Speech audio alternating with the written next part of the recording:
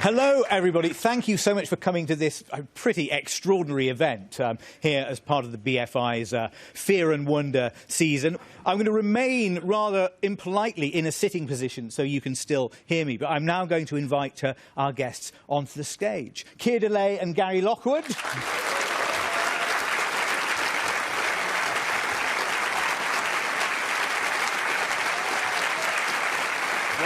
you go into those two here.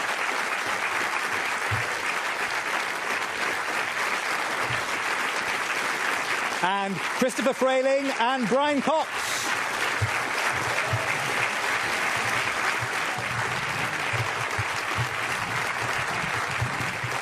OK, well, here's the first bone I want to throw up from the surface of this discussion. I want to know about the film's impact on you personally. And I'm going to come to those first who were in the audience rather than up on the screen. Brian, what was your first contact with 2001? I saw it on television when I must have been 10 or something like that. I was born in 1968, so it must have been the late 70s when I saw it. And I watched it over and over again because even at that time, in the late 70s, it was a possible future. Certainly the idea that we'd be on the moon permanently by now was something that I thought would happen, as many did, I think, in the 60s and 70s. And so it was one of those few places where you could go and see the spacecraft that I probably expected to travel in, actually. I thought I would be able to go to the moon by that point. And I think that's one of the interesting things about the film for me. It's that it's a future that was absolute. Well, certainly the spacecraft and the moon base, that was a possible future. And the fact that we could have a manned mission to Jupiter, that was possible in the late 70s. We haven't achieved it. So you watched it with a sense of anticipation then about the future to come? Well, yeah, and actually, as a sort of 10-year-old, 11-year-old, 12-year-old, I liked the spaceships. It was later when I then understood more about the film, but you can watch it as a 10-year-old fascinated by space.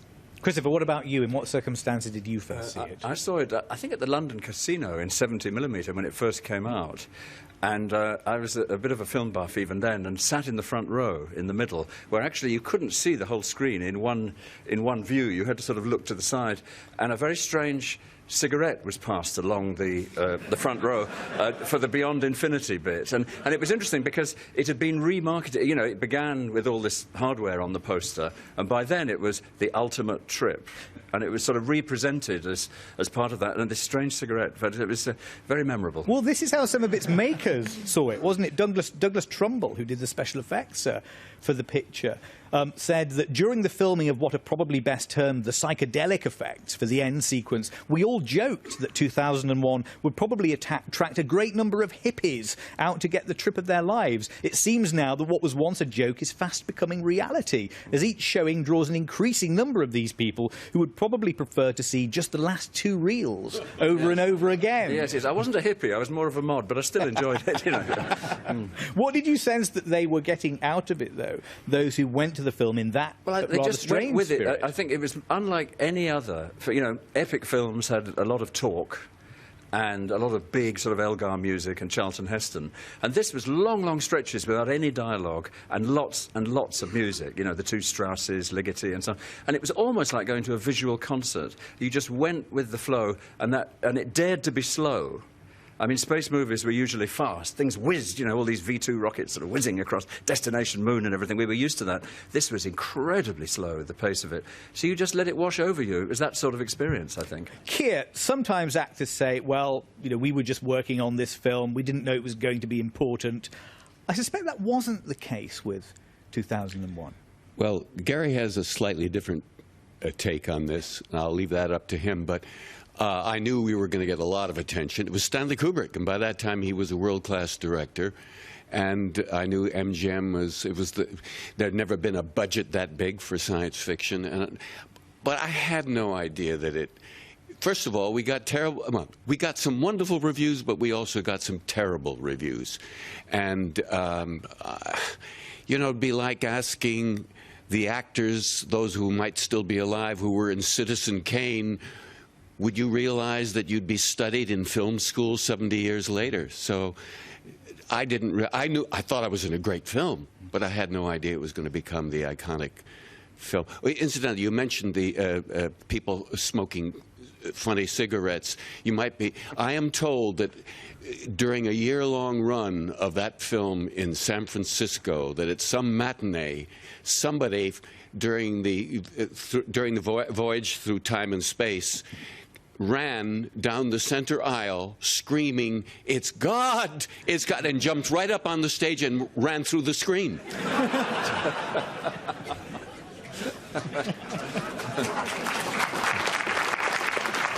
I'm from Los Angeles, and they don't like us up there. So, but what kind of impact did it have on you, Gary? I mean, as somebody watching the film, what were the circumstances in which you saw it first? well, I actually saw it the first time in Washington, D.C., where all of our politicians were in attendance, and it was like showing it to a bunch of shoe salesmen.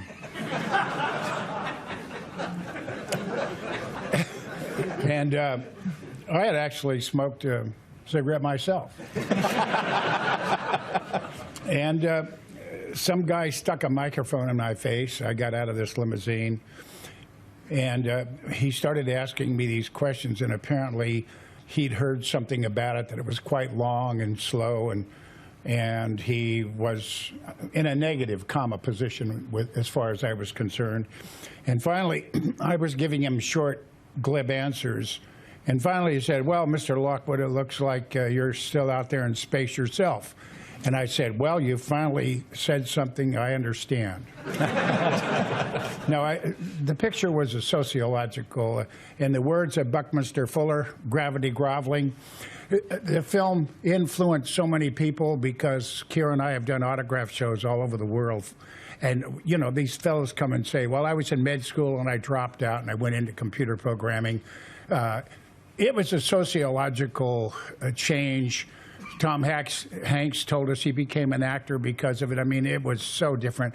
But one question I never forgot was some young man one day saw me in the streets. I live in Malibu, and I came into Coogie's Malibu Beach Cafe, and he said, "Hey, man, I saw 2001. Wow, it was really far out. Were you guys on acid when you made it?" And I said, "Before and after, but not during." Thank you. Christopher, this kind of countercultural association that it gathered, that wasn't something in the minds of the studio, was it? No, not at all. Or indeed, I've just done this book on the design of 2001, and they made a point not of having film designers, but people from NASA, in order to have this plausibility of 36 years hence, as it then was. So Harry Lang and Fred Ordway come over from NASA and advise on the science of it. And it was very precise, very plausible, without the usual break with history that you get in science fiction movies, where everything starts again. It was all sort of organically growing out of the present in a plausible way. So, emphasis on facts, on logic, on science. So the fact it was taken up by the sort of anti-science counterculture is really ironic in a way, because, a lot of it's about hardware and how the centrifuge and how it works and all these, or the hibernaculum, with these people inside their mummy cases. This is quite complicated stuff. And originally there was to be a voiceover, voiced no less by Alistair Cook, where all these things were to be explained. In fact, in the script, right up to during shooting, right up to post-production, they were going to have a voiceover saying, this is a hibernaculum, this is what it does, this is a centrifuge. And Stanley Kubrick decided at the last minute, look, that's much too literal, and it spoils the kind of visual operatic experience, so we'll cut all that. But it is ironic that it was taken up by the anti-science lot, because it was supposed to be a promo for NASA, basically. Does it still function, Brian, as a promo for NASA? Yes, I think it does. It's interesting. We were just talking before we came on about the fact the spacecraft designs were even more accurate, you were saying. In particular, the idea that the rockets were nuclear powered. Well, there's a particular way of powering nuclear rockets, which is to essentially throw little nuclear bombs out of the back and detonate them. And this was a thing called Project Orion that NASA were working on until the mid-60s. I can't remember when it was cancelled, but it was aboard at the time when the film came out. So the actual idea that you could journey to Jupiter very fast with these nuclear-powered rockets was right in there. It was something that we they thought was going to happen But within a it's decade. Harry Lang's designs of the Discovery originally had all these heat shields on the back, because if you're chucking nuclear bombs out of the back, you need to protect the astronauts from what's going on. Arthur C. Clarke reckons that Kubrick dropped that idea because it was too like Dr. Strangelove. That having made a film which ends with a newsreel of the nuclear explosions going everywhere, he wasn't about to say how wonderful nuclear power is in powering these spaceships. So in the end, they dropped it, and they dropped the heat shields, even though Discovery is still powered by gaseous core nuclear engines. You can see the sort of burn marks on the back, but not by chucking bombs out of the back. I filmed recently in a thing called the Space Power Facility in Ohio, which is a NASA facility that was built in the mid-60s. And the vacuum chamber there is made out of aluminium, which is a ridiculous thing to build a vacuum chamber out of, unless you want to test nuclear rockets, because aluminium, the radioactivity decays away faster than it does with steel. So you still see the legacy in NASA's facilities of this time in the mid-60s when nuclear-powered rockets were in development. Did Kubrick discuss the scientific elements of the film with the actors? Did you go over that kind of thing with him, Keir? Well, not in great detail, but we were aware that, you know, I understand there were approximately 40 corporations that were approached by Stanley's people to make the best guess in terms of what the development would be by the year 2001 in their area, all the way from Parker Brothers that made the Monopoly game to Vickers Aircraft. So the fact that so many of the things that are suggested in the film have come, you know, when we're interviewed by the BBC 30, I've forgotten what the 12, number I think is. it's 12. Is it BBC Yeah. 12? Gives one hope, doesn't it? They're iPads. You know, when Floyd, the scientist, is talking to his daughter, it's Skyping. I mean, so many things of the men that were in deep hibernation, you know, we're very close to that in terms of the medical. On the other hand, they got a couple of the brands spectacularly wrong. Pan Am and Howard Johnson, unfortunately, didn't make it to 2001. But it's interesting, they couldn't conceive of a world where Pan Am didn't exist. But unfortunately...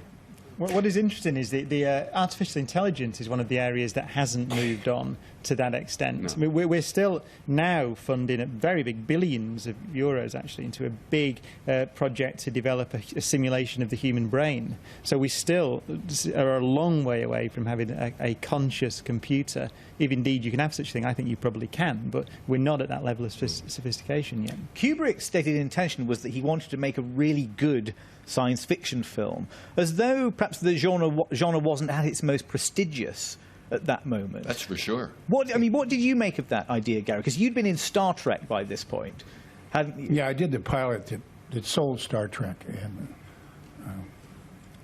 in fact, when I did that, I was kind of embarrassed, to be honest, because I had got the Kubrick picture. And a little different between Star Trek and 2001. Thank you for being that aware. I would just like to make one comment about the sociological acceptance by the younger people in America, okay? Because I had found that, and I can just tell you a quick story, that Keir did certain cities before we opened, and Look magazine had something like 10 pages. It was a big event. And I did sort of like San Francisco, Denver, Houston, and different cities, and we met in Washington, D.C. for the premiere, then New York the next night, and Los Angeles. We did 3 cities in 3 nights. The point that I wanted to make is that 2001, it was the youth in America that really put it over, regardless if they were high or whatever. But the point that I'm trying to make, and I can make it very quickly, is that I called Stanley in New York, and I asked him to send me out somebody in the PR department, a sharp young guy, you know, because I found that in the cities I went to, they were looking for like Rock Hudson and Doris Day. And they weren't in the picture, if you recall. Anyway, we got into Houston, Texas, and we were sort of not getting very good press. You know, we were getting like, so what's this all about, and blah, blah, blah. In Houston, I acted like I had a cold and I was tired. And so we got all the press, and the New York guy came out, a bright, quick thinking young man came out, and I formed a plan with him. And I said, okay, look, we'll get everybody from the press into one breakfast. You know, we'll give them croissants and coffee and eggs and everything like that. Tell them I'm sick, and then we'll get them all together. Because I wanted to get the college newspapers and the underground newspapers. Just because they were underground didn't mean they were intelligent. That was the problem. I mean, even though a lot of people were getting high, they were young people with a lot more intelligence, a lot more aware of the space program. And so when it came time for the Q&A, after I would give a little speech about the picture, all the questions came from the young people. They didn't come from anybody older, you know. And then after I told the press, I said, look, the important papers, the idea was to get coverage for the film. I said, the important people from Houston and the big papers, tell them I feel a little better this afternoon and I can meet with them personally. Well, when they came back, it was a different kind of press.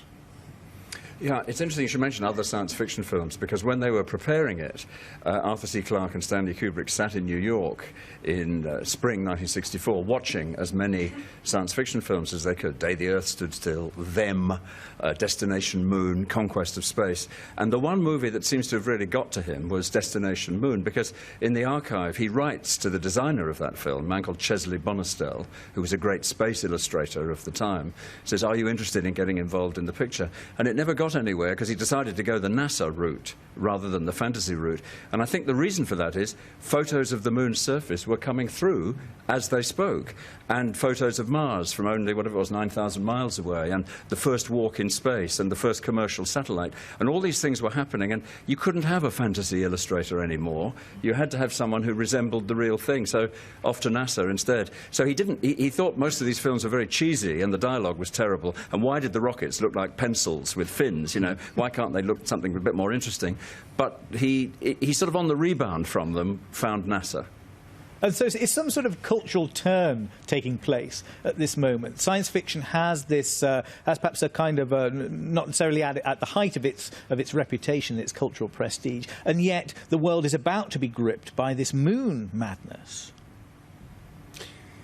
I mean, how do we square those two things? I have to think about that.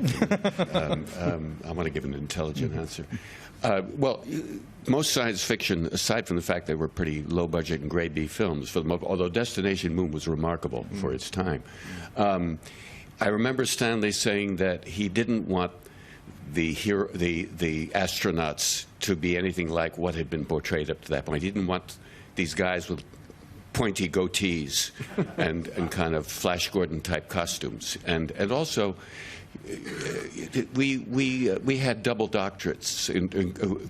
We had bios for our characters, you know, that we each had double doctorates, that we hadn't been chosen from the military, that we would have been watched earlier on in our education. They were looking for psychological profiles that something terrible would happen would only affect us a little bit instead of sending us around the bend and things like that. So, and if you notice, there's so little dialogue, and people, you know, in a way, Hal is the most kind of alive character. I mean, we're kind of really laid back, the two of us in this film, and that was intentional. You know, when you pick up on our story in the ship, we've been in space for a long time. It's just another day of routine. We've talked about everything by then. There isn't a lot to talk about. You know, we check what we check, and we talk to Hal and whatever, but it's kind of everyday mundane until things begin to happen. I suppose also these two characters are products of the moment in which the film is being made, aren't they? We must suppose that they're born around the time that you were actually in the studio doing your stuff, that they were products of 1968. Yeah, absolutely. I suppose one of the big ways in which this film marks itself out as a departure from other science fiction films is the music that we hear. Sort of wasn't planned that way, was it, Christopher? No. In fact, a score was commissioned, which has come out now on CD by Alex North of Spacey Noises. But Stanley Kubrick apparently was, in post-production, was cutting the movie to ready-made tracks, classical tracks. Richard Strauss at the beginning Johann Strauss and then Ligeti and Kakaturian and all these others. And the unions were very cross in England because, you know, musicians' unions made a lot of money out of soundtracks, and they weren't awfully amused by someone taking ready-made tracks from a record, but that's what happened. And he decided to use the music which he'd used as a guide track when editing the film, actually for the film itself, which was a huge decision, and to reject the thing that had been commissioned and say, you know, let's go with these classical pieces. And Alex North said, you know, he was livid because, you know, why have a futuristic film set 36 years later with Victorian romantic music? I mean, why do that? But it works. I think he was livid partly because he only discovered that his score had been dumped during the premiere, didn't he, as he was watching it. Brian, what's the effect of that? When we hear the Blue Danube and see spaceships kind of performing this ballet before our eyes, why does that work? Why is it not absurd? It also was used in Paths of Glory, if you recall. Ah, that's interesting. Well, if you ever see Paths of Glory, Kirk Douglas opens up a door, comes in, faces the music, firing on his own troops, and he questions the authority of the French generals who are living in chateaus 40 miles behind the lines.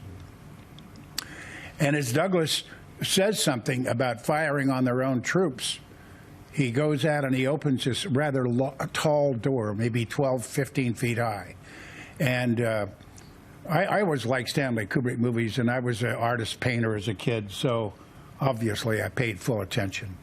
And I remember he opens up the door, and the Blue Danube is a waltz going on in the background with all the officers, and it spills through the room. And then when they say something, Colonel Dax, blah blah blah, and he shuts the door.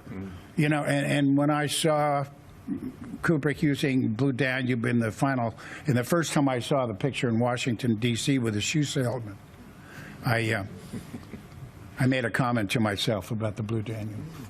We should talk, Brian, about this extraordinary juxtaposition that is one of the key moments in the film, where we are transported from this world of the dawn of man, these hominids who we've been spending time with in the desert, watching them fight, watching them negotiate with each other, and then we're somewhere else, absolutely. It's sheer brilliance. I mean, a lot has been written about that cut, which does actually the series I've just finished making, Human Universe. It was the motivation for it in a way. One of my directors said, we haven't done that bit from the monkey to the space station, so we made a whole 5 hours that Kubrick did perfectly in one cut from the bone to the space. But I think you talk about the music. It's impossible to imagine it without Strauss now, isn't it? And what I think is wonderful about it is it's obviously balletic, and we spoke earlier about this celebration of the technology. I think it is. It seems to me to be a perfect celebration of human ingenuity, and for me, I'd like to ask the question actually. For me, it's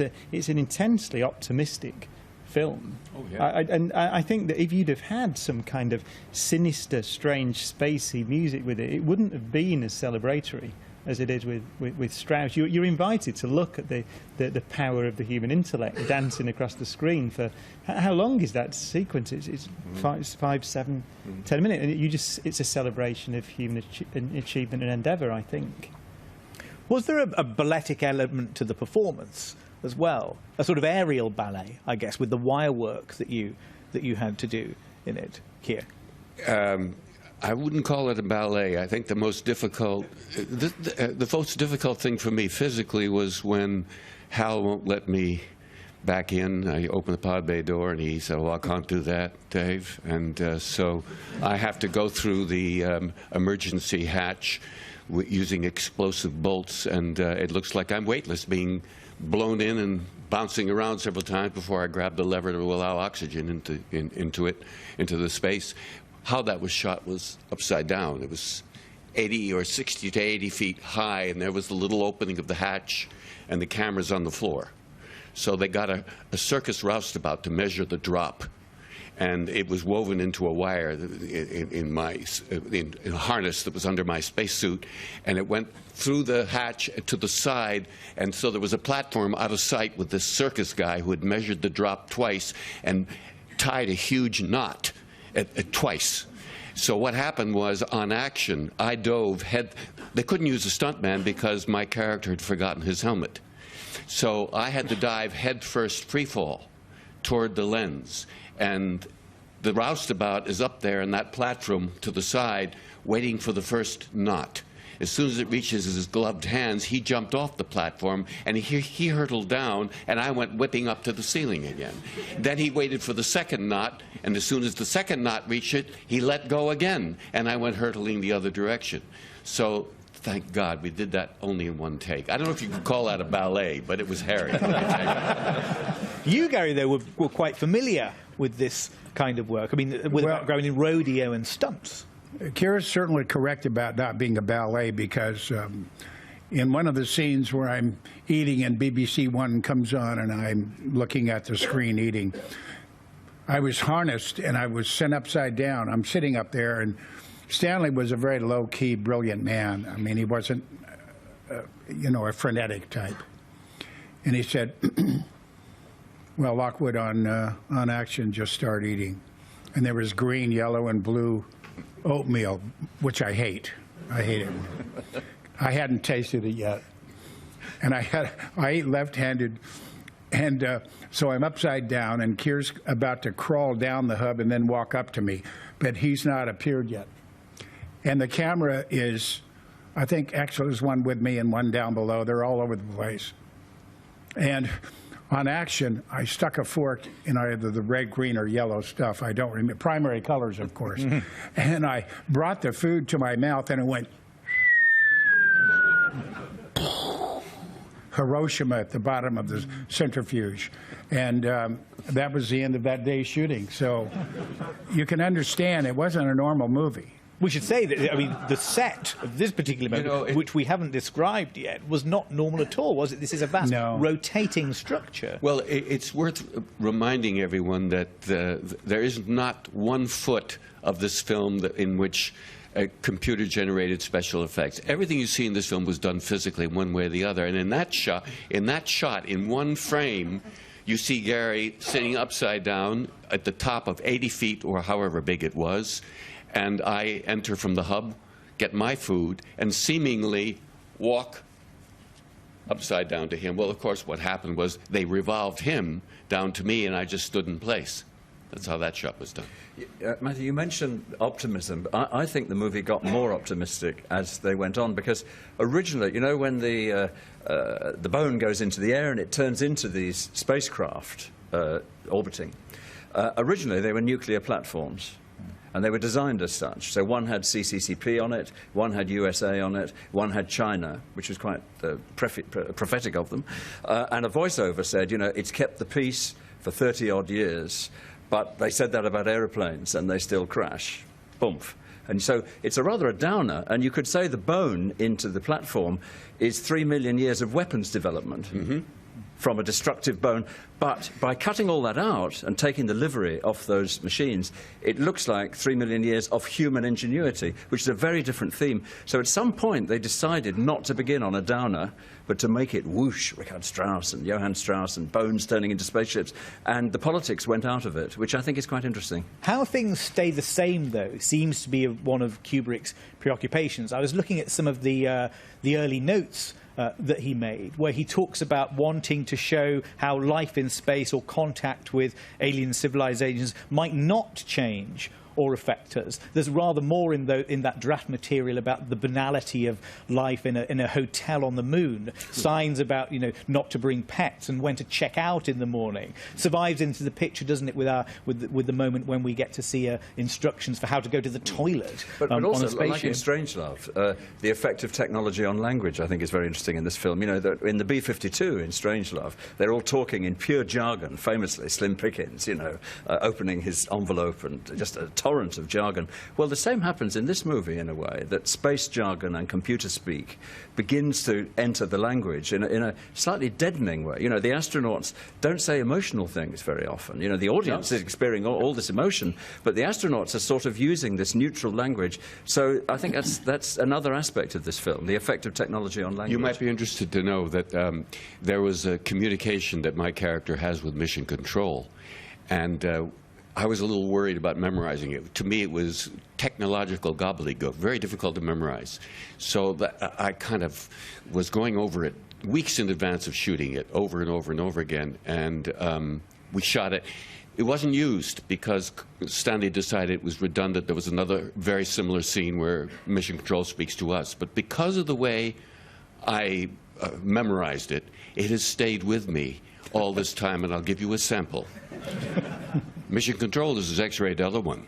At 1920 onboard fault prediction center, and our 9000 computer showed Alpha Echo 35 unit as possible failure within 48 hours.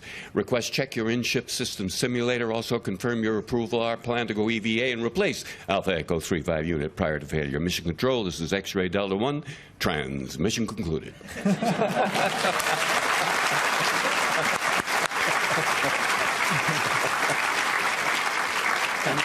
While I'm there, let me just tell you a little story about the voice of Hal, because this is a fun story.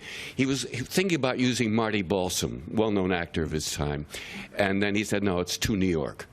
So he ultimately hired a British actor by the name of Nigel Davenport, who was on the set with us.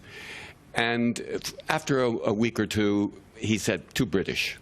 So he said, I'll worry about it in post-production. So he let Nigel, he paid Nigel, I'm sure, and he turned to his assistant director, Derek Cracknell, and he said, Derek, you do the voice of Hal for the rest of the film, which is the balance of the film. This was the voice of Hal for us that we had to act with. Dive.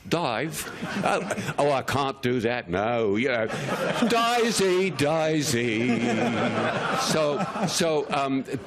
It was a little like working with Michael Caine, or an exaggeration. So then, or Dick Van Dyke, perhaps. right.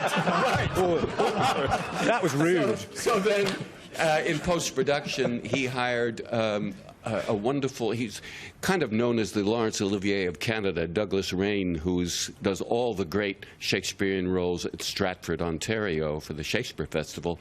And he is the brilliant voice of Hal that we hear when we see the film. And you know, there's a voice. There's a British actor whose presence I want to draw attention to in the film, because this also helps us get into this idea of the possible banality of life in space. The idea that we'll be trapped in this sort of departure lounge world, and that's our encounter with a space station bore played by Leonard Rossiter. That's right. And we'll get this on the screen now.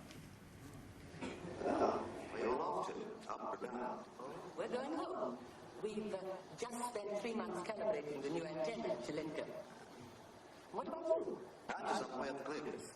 Oh, I know. Oh, well, Dr. Frayling, you don't think I'm being too inquisitive, but perhaps you can clear up the great big mystery about what has been going on there. Afraid I don't know what you mean. No, it is just that for the past 2 weeks, an extremely odd thing has been happening at Keir. Oh, really? Yes. Well, for one thing, whenever you phone the base, all you can get is a recording which repeats that the phone lines are temporarily out of order. Well, probably having some trouble with their equipment or something like that. Yes. Yes, that's what we thought was the explanation at first, but it's been going on now for the past 10 days. We haven't been able to contact anyone in the past 10 minutes. That's right. Oh, I see. And there's another thing here. 2 days ago, one of our rocket buses was denied permission for emergency landing at Clavius. Well, that does sound odd. Yes. I'm afraid there's going to be a bit of a row about it. Denying the men permission to land is a direct violation of the IAS convention. Yes, of course. Will the crew get back all right? Yes, fortunately they did. Oh, I'm glad about that. At the risk of pressing you on a point you seem reticent to discuss, may I ask you a straightforward question? Well, certainly. Quite frankly, we have had some very reliable intelligence reports that quite a serious epidemic has broken out at Claves. Something apparently of an unknown origin. This is in fact what has happened.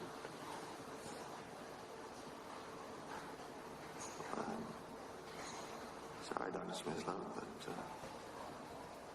I'm really not at liberty to discuss this.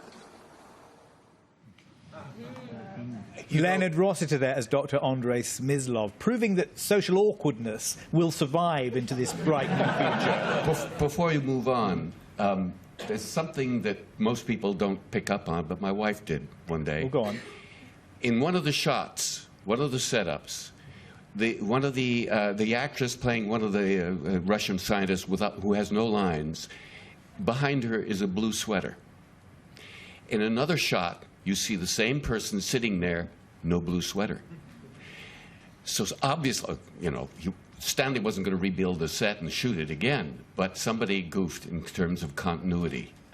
So at one point during this scene, if you listen very carefully, you will hear, I'm paraphrasing, a voice very quietly saying, "A blue sweater has been found." And go to the lost and found, or something like that.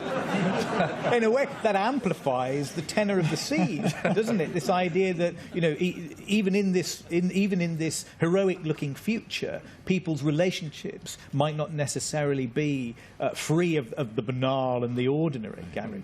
And they're all sitting on gin chairs, which were designed in 1963, and they were available in the shops. So obviously they were thought to be design classics, because they were going to last till 2001. What does it suggest to you, Brian, about the way in which this future was being anticipated and how it might change us? Well, the social awkwardness, you mean? Well, everyone is full of geeks, isn't it? A space station is going to be full of socially awkward people. They're all physicists and scientists. I would like to just make a comment about, you had brought up Slim Pickens, so you kind of opened that can of peas. And Kubrick, as Keir would agree, was the brightest director we ever, you couldn't imagine how intelligent he was. And Slim Pickens, I was in the rodeo as a kid. I was a trick rider with the Monty Montana Cowboy Group, and I played, around New York and Canada and Pendleton and your great thing in, oh God, I forgot, Calgary. And so I had been in the rodeo not as a participant, but not a contestant, but as a participant. And Slim Pickens was a rodeo cowboy. And whenever the guys would come out in those Brahma bulls, which are very dangerous, Slim Pickens was a rodeo clown and also a bullfighter. And he's from my hometown. So here's the end of the story. One day I go skiing in Mammoth, California. And I pull into a little place in Lone Pine where Slim Pickens is sitting with his wife. And I walk in, I go, "Slim, how are you?" And he goes, "Well, I'll be doggone, Gary, how are you?" And I said, "I'm great. Hey, Slim, I just got back from London. I did 2001 with Stanley Kubrick." Stanley Kubrick, my God, he's the smartest guy I ever worked for in my whole damn life. I said, "Yeah, I found the same thing. Hey, listen, Slim, I wanted to ask you something." Because Kubrick was, always a person you could talk to about things.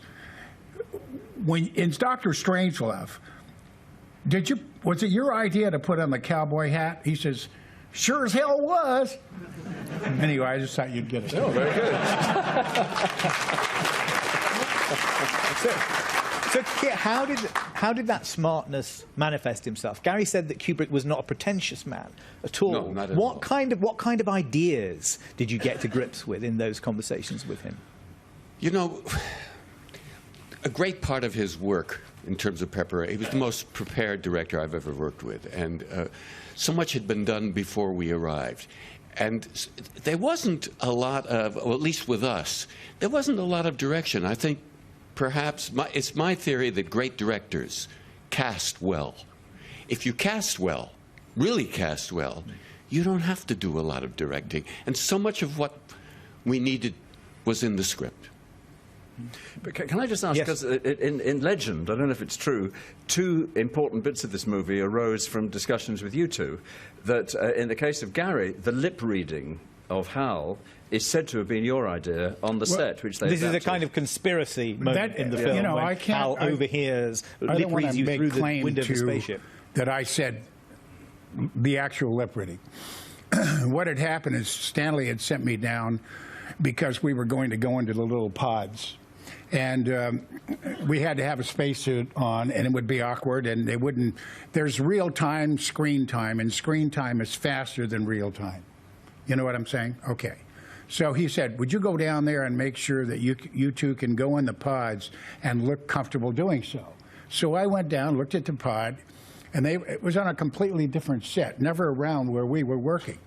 And so I came back and I reported to Stanley. I said, "Not a problem." He said, "Well, what did you think?" I said, "Well, best thing to do is just a little handle inside the pod. We walk our legs in and slide into our respective seats. And he said, okay. And do we have a handle? I said, no, I told your people to put one in. He says, good. That, that's the kind of man he was. Well, because of knowing that pod, we started to shoot different scenes, which I hate to be a bad person here, but they were just not scenes I liked all that much. I mean, they were starting to increase the paranoia on the part of the computer, and I just felt we were going a different way than what we had been doing. And we started, so one day we were shooting something, and I was sort of off base, and afterward he looked at me and he said, is anything bothering you? And I said, no, and I gave him kind of a smart comment, a little cowboy comment, like a California surfer dumb comment like that, and I said, that's what this scene reminds me of. And he rapped, and it was only about 12 o'clock or so. So we had our dressing rooms in the second floor of MGM Wormwood, and Kubrick's room was here, and mine was here, and Keir was here. And so we stayed fit. We went up and exercised and grabbed a shower. And Derek Cracknell, Michael Caine character, knocked on my door and said, the Gov wants to see you, mate. I said, hey, am I fired? He said, Stanley fired people. And he said, don't know, mate. You got to go see him. So I walk in his door, and I'm Polish and German. So I walk in the room, and he's got a whole wall of 78, the albums. And I walk in, and he looks at me, and he says, so you're Polish and German, aren't you? And I said, yeah. He said, would you like some vodka? I said, yeah. And then he puts on a Chopin. So I have a vodka. And I said, look, before we get into it, am I fired? I was perfectly willing to go back to California. I missed surfing anyway. But at the same time, I didn't really want to be fired. He said, no. He said, you've been very conscientious, a company man, so to speak.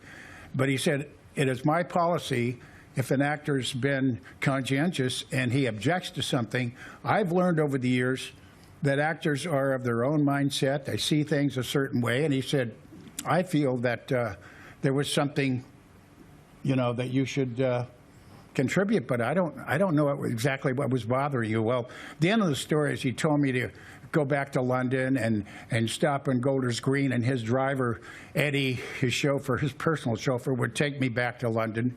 And he said, and go into the deli there and get whatever you want, and bagels and lox and cream cheese and anything else. And next time I hear from you, let's get what idea you have. A little, not an ultimatum, but a little bit like, really? Okay. And so I had this idea, and I took a spiral notebook, and I started writing all the, bracket my mental exposures as to what was good or bad or what we were trying to accomplish. And finally, I thought just an old-fashioned scene between two actors, Dave Bowman and Frank Poole.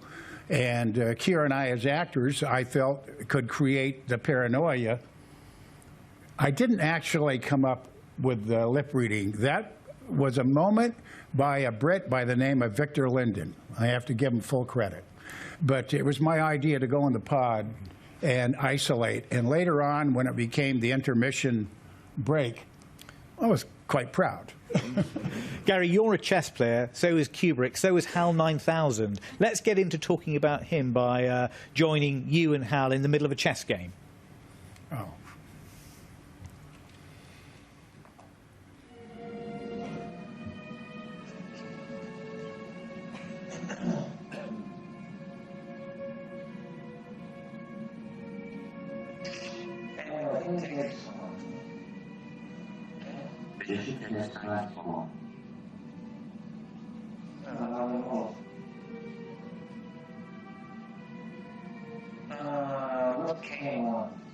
I'm sorry, Frank. I think you missed it.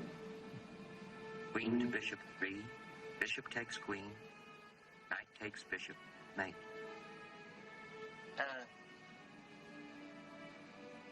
Yeah, looks like you're right. I resign. Thank you for a very enjoyable game. Yeah, thank you. Brian Cox, is Hal a fantasy, or does he reflect the anticipations that people were making at that moment as far as AI was concerned? No, it's not a fantasy, although, as I mentioned earlier, it's not happened as fast as we might have thought in the 60s. But it's undoubtedly true that there's a big project now, a multinational project, to build a human brain simulation. And the big question is, does consciousness emerge as a result of the enactment of some algorithm? Is it an emergent property? I would guess that it must be, because I don't see what else it can be. But from a scientific perspective, we haven't shown that to be the case yet. So we have computer programs that can beat anyone at chess. Keir, you mentioned that the voice of Douglas Rain wasn't the one that was heard on set, that was somebody else entirely. So when did you first hear that voice? Which At is the one premiere. So what was your response to it? Because I thought it was brilliant. I mean, it just is perfect and special and unexpected. I mean, that wouldn't be a kind of, up to.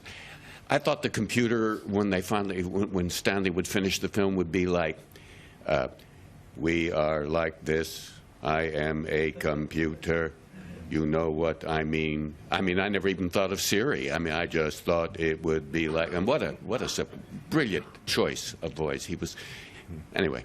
That was my response. And weirdly, it turns it around, doesn't it? Yeah, the idea that somehow the computer is strangely more emotional than... Yeah, it's the most human character in the movie. Absolutely. In some respects, isn't it? Absolutely. But they chose Douglas Rain, because one of the films they watched while preparing it was a film called Universe, made by the National Film Board of Canada in 1960, where Douglas Rain does the voiceover. Oh, really? And it sounds just like Hal. It's that sort of welcome to outer space sort of voice. And I think that must have given them the idea to approach him. In the film, the only real emotional scene for me, other than not when Hal won't let me back in the ship, but was when I take Hal apart, take his brain apart, and it kind of was analogous.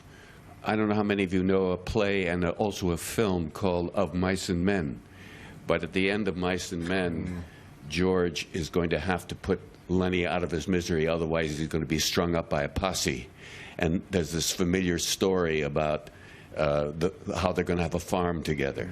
And as he said, yeah, and we're going to have the chickens, right? Right, George? That's right, Lenny. Of course, he's got a pistol behind him, and he shoots him. And in a way, for me, taking Hal apart was analogous to that scene. That's what I used, actually. Brian. What is interesting about the Hal is the way that Hal is taught. You see it, I think, actually in 2010 as well, don't you, where you're teaching the computer. Is equal. That's the way that we use what I call neural networks now. In particle physics, my field, we use them. And the way you use them is to teach them. So, and they can do very simple things very well, like pattern recognition. But you don't program them to do that. You teach them to do that. So I think it's another example of a superb bit of science, of futurism. But they didn't get miniaturization or mobility in dealing with computers. It's sort of static relationship or distributed computing. That doesn't come into it, does it? It's like a mainframe sitting there. It is. In a way, although it does a lot of the things that subsequently computers could do. The physical relationship between the astronauts and computer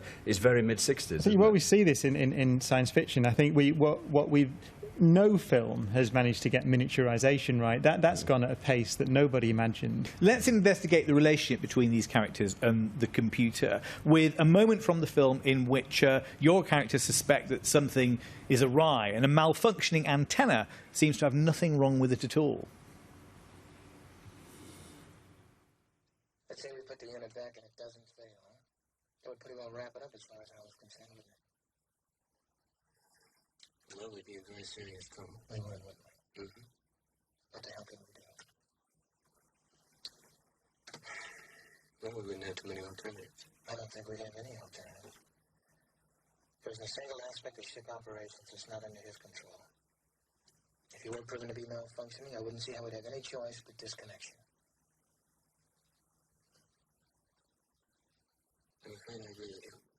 There'd be nothing else to do. Get the trigger. Yeah. We'd have to cut his higher brain functions without disturbing the purely automatic and regulatory systems. But we'd have to work out the transfer procedures and continue with the mission under ground basic computer control. Yeah. safe and allowing Hal to continue things. You know, another thing just occurred to me. As far as I know, no 9,000 computers have been disconnected. No 9,000 computers ever found out before. That's not what I mean. Well, I'm not so sure what you think about it. So this is a scene that shows something about, I suppose there's an element of technophobia in this, isn't there? What sense did you have, Keir, that this was tapping into something contemporary, some contemporary anxiety about technology in the late 60s?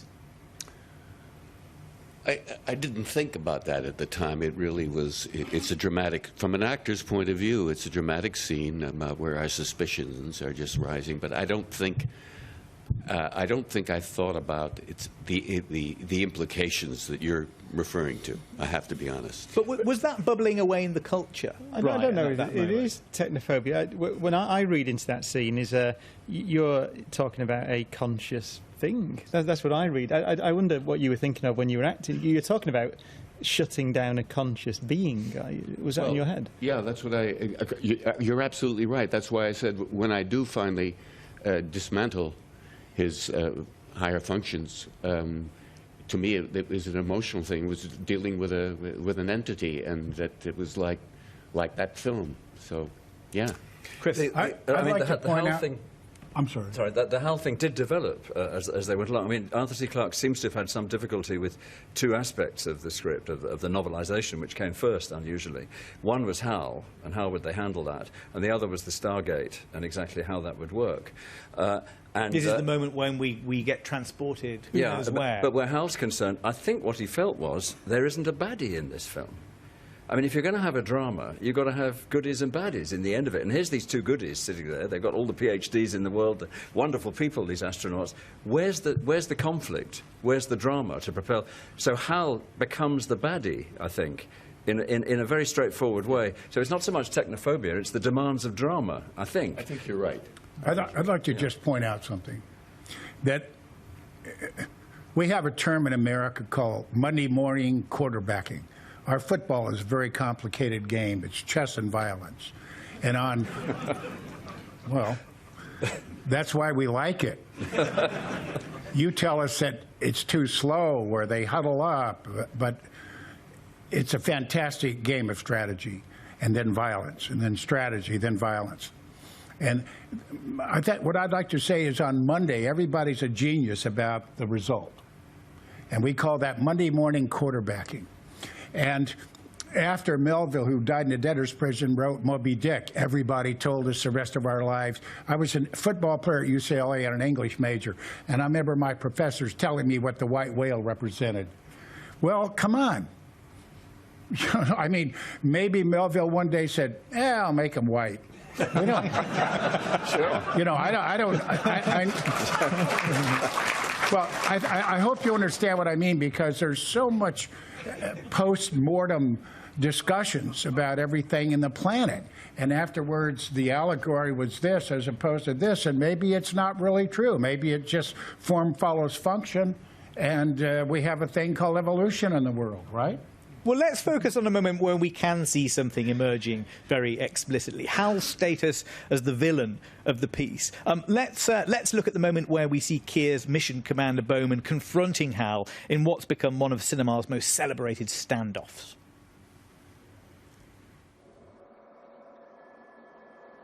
Open the pod bay doors, Hal. Sorry, Dave. I'm afraid I can't do that. What's the problem?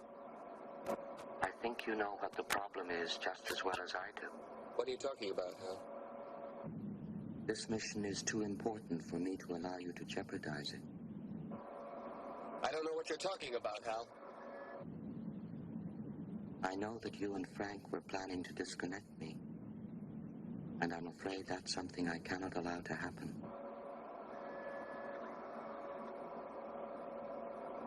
Where the hell did you get that idea, Hal? Dave, although you took very thorough precautions in the pod against my hearing you, I could see your lips move. one of the great moments in film history, isn't it? And I suppose coming to this moment in the picture leads us towards questions that might be rather dangerous, questions of interpretation and what this film means. I said at the beginning that we wouldn't make an explicit statement about this, but how did you tussle with that question, Keir, while you were making it? Well, you know, it's actually after the fact that I've thought a lot about what you're suggesting, and for me, in a way, this film is a metaphor for Darwin's theory, and there's no ending to this. It will continue, each level leading to the next level. I mean, the only thing one can guarantee in existence is change. That's all you can guarantee. Nothing else is guaranteed in existence. And I think this film, I may be oversimplifying it, has a lot to do with that.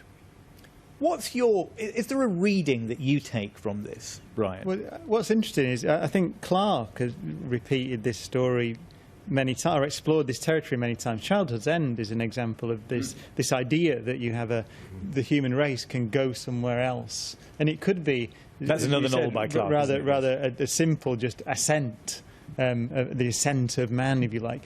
Or often, I think, certainly in Childhood's End, you see a complete transformation, like a chrysalis to a butterfly. You know, that idea with obviously the original short story, The Sentinel, which is an interesting idea that some race, some alien beings would help us along the way. Those two things are mixed in, and then you put Hal on top, where you've got this exploration of artificial intelligence, and I think the morality. I read the story with Hal as being if you're a conscious being and you see that someone's going to kill you, basically, and you read it, then what are you going to do? Well, he does what I think many of us would do. So I see Hal as you've got many threads in this film, haven't you? But Clarke explored it many times. That's Hal behaving as a human, isn't it? Absolutely. Yeah. That's what we'd do, isn't it?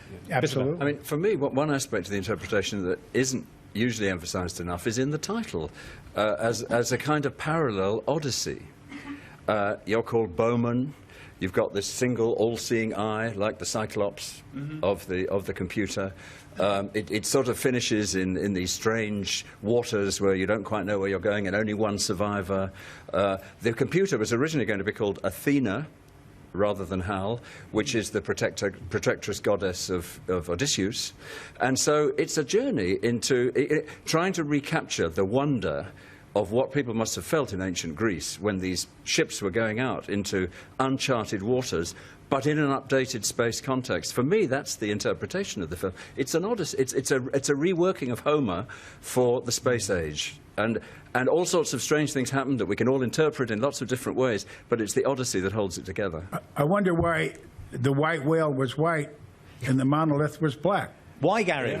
Yeah, because originally the monolith was either going to be a pyramid, but that was dropped. I think it was a bit like the Chariots of the original monolith was but also a huge, in the great design piece of plastic. Yeah, a transparent piece with sort of images projected onto it, a bit of perspex, and eventually they end up with this wonderful matte black rectangle, which is absolutely perfect. I remember that Arthur C. Clarke, one day we were talking about alien life, the possibility, and he pointed out that there may be more galaxies than there are grains of sand in the ocean. If you think about it that way, all you need is 0.000001, and that's still a lot of aliens out there. Well, you know, the current estimate is that there are about 20 billion Earth-like planets in the Milky Way galaxy. Yeah, just our 20 galaxy. billion in just the Milky Way, and 350 billion galaxies in the observable universe. Wow. Is there anything that we can take from 2001 that would show us how our ideas had changed about such things since 1968? Or do those questions about the existence of alien life remain more or less unchanged by it? It's even more baffling, because in 1968 we discovered no planets beyond the solar system.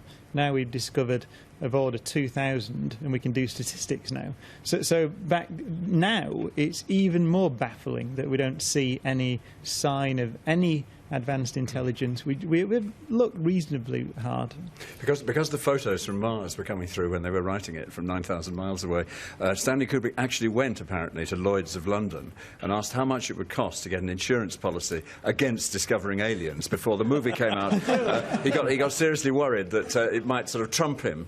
Because, I mean, as Arthur Clarke said, I think you mentioned earlier, Matthew, that you know, either it will have happened, in which case the movie will take on a whole new resonance, or it won't, in which case, fine, you know, it's a speculative thing. But they were genuinely worried that there might be a breakthrough during the shooting period. Clarke very famously said, I think, that there are only two possibilities. Either there are other civilizations out there, or we are the only one, and either possibility terrifies me. I wanted to ask you, actually, was Clarke a presence on the set? Was he there? Did you talk to him? He certainly was there when we first arrived. I don't know whether he stayed during the whole shoot. Well, he came in and out. Yeah. Yeah, he came in and out. And he was a lovely man. I have to say this. I was sitting next to him on the flight back to Los Angeles from New York to do our third consecutive premiere, Washington, New York, L.A. And we were sitting there, and Keir and Ray Lovejoy, Stanley's projectionist, and one of his editors were sitting in back. And Arthur turned to me and he said, "Do you know something?" He said, "I saw the film last night. It's extraordinary. I mean, I couldn't believe how great and what an incredible job Stanley did."